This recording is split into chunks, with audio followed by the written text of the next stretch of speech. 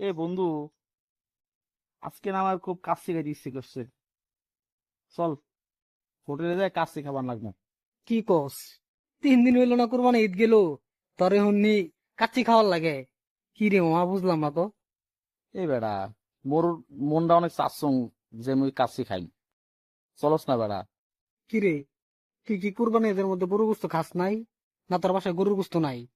হ্যাঁ? ধর বেড়া, এসব মানুষ খাবার পায় কেমন করে রাঁধছে, মা গেছে ভাই, বাপে রাঁধছে গরুর মাংস, বুঝছস? কে তোর আব্বাই কি গরুর গোস্ত রান্ধবে না না? ধর বেড়া, এই গরু গোস্ত রাঁধছেও তোর লিগা পটল দিয়া। এসব মানুষ খাবার পায়?